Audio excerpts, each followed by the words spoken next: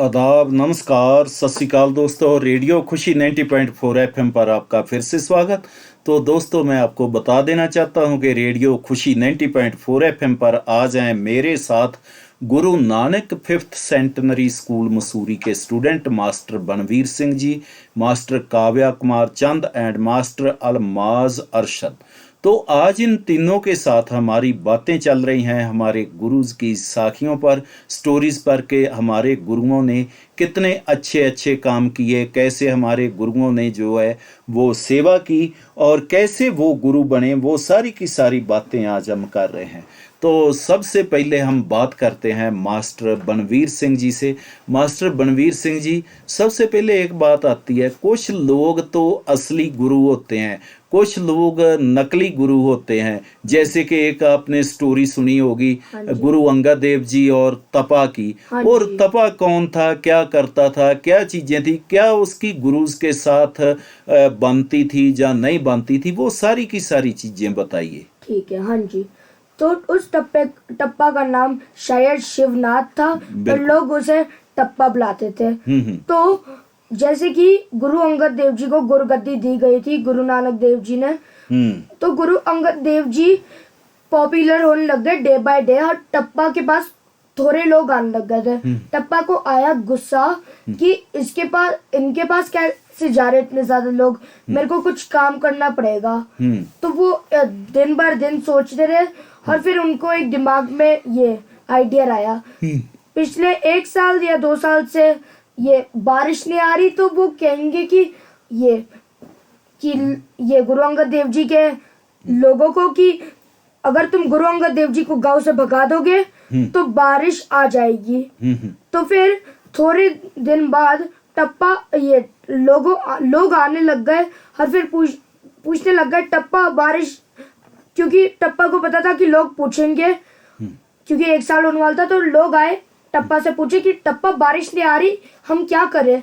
तो टप्पा ने कहा कि उस गुरु के पास जाओ, उसके पास है, हम उस गुरु के पास क्यों जाए, तुम्हारे पास तो टाइम ही नहीं मेरे पास तुम्हारे लिए, तुम हमारे पास आते ही नहीं हो, एक काम करो। मतलब के भड़काने लग गया उन लोगों के गुरु जी के अगेंस्ट जी। तो सब लोग गुरु अंगद देव जी के पास गए, कहा कि टप्पा कह रहा है कि अगर आप बाहर चले गए गांव से तो बारिश आ जाएगी। गुरु अंगद देव जी ने कहा कि ये तो बस भगवान ही कर सकते हैं, पर अगर आप लोग चाहते हो तो मैं चल जाता हूँ। तो गुरु अंगद देव जी खजूर साहिब से चल जाते हैं और फिर टप्पा बहुत सारे वो मंत्र करता है, पर तभी भी बारिश नहीं आती। फिर आते हैं श्री अमरदास जी। उनको जब ये सुनाई दी, उनको बहुत गंदा लगा और बहुत गुस्सा आया। तो उनने लोगों को कहा कि जा तुम टप्पा को घसीटोगे, वहाँ बारिश आएगी। वो लोग टप्पा को घसीटने लग गए थे ये अपने खेतों में, और सच में बारिश आने लग गई थी। और जब गुरु अंगद देव जी गुरु अमरदास जी के पास गए, उनने कहा कि आगे से ऐसे नहीं करने का, बहुत तुमने ऐसा नहीं करना चाहिए था लोगों के साथ।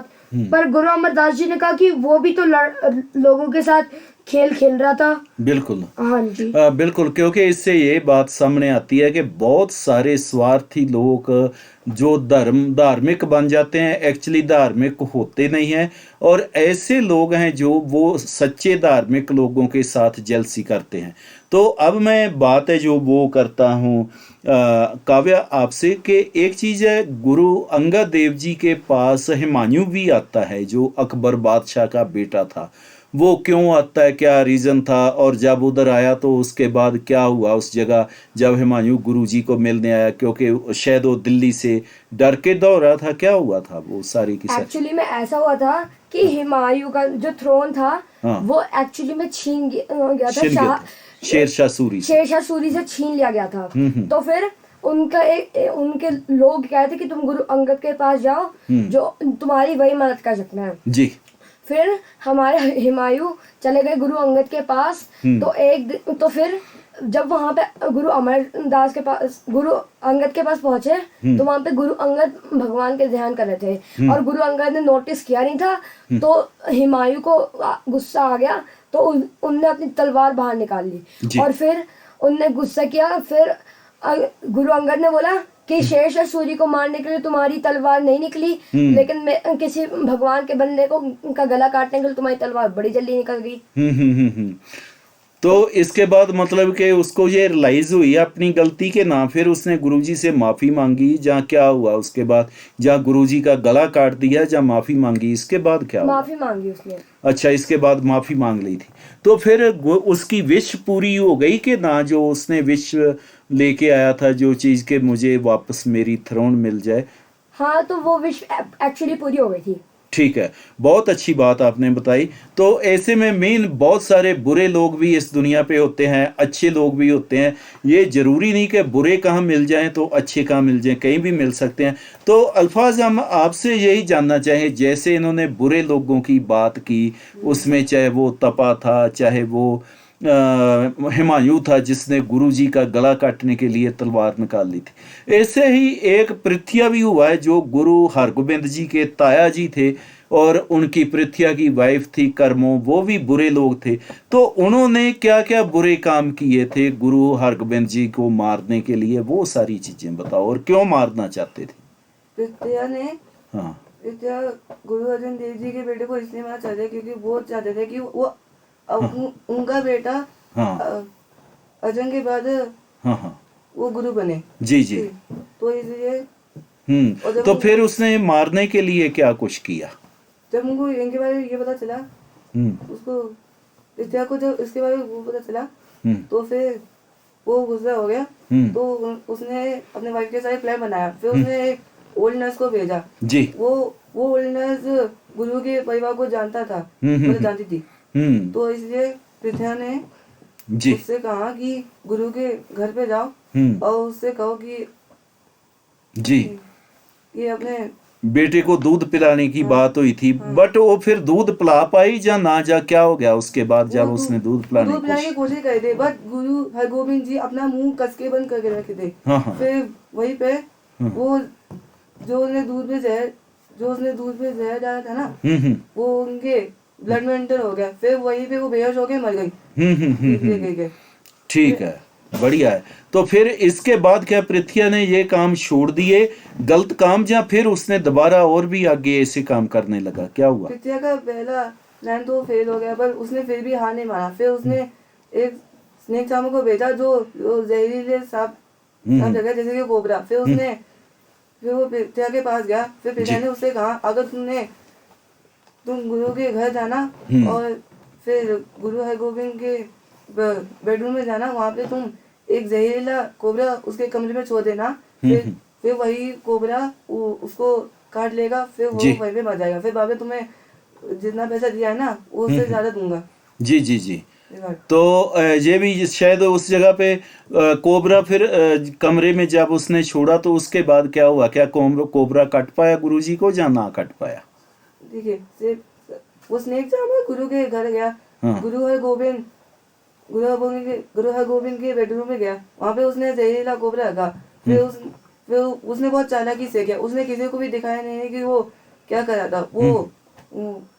वो कर रहा था, उसने वो कोबरा छोड़ दिया। पर श्री हरगोबिंद के जो सर्वेंट थे ना, उन्होंने कोबरा को समय पे देख लिया। फिर उसने उसको एक बार पे मार दिया। जी जी जी। और ऐसे में गुरुजी फिर उस जगह से भी बच गए।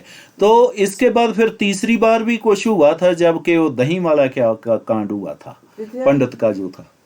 पृथ्या ने दूसरा प्लान फेल हो गया, पर उसने फिर भी आने मारा। फिर उसने ब्राह्मण को भेजा। फिर पृथ्या ने ब्राह्मण से कहा, ये जो दही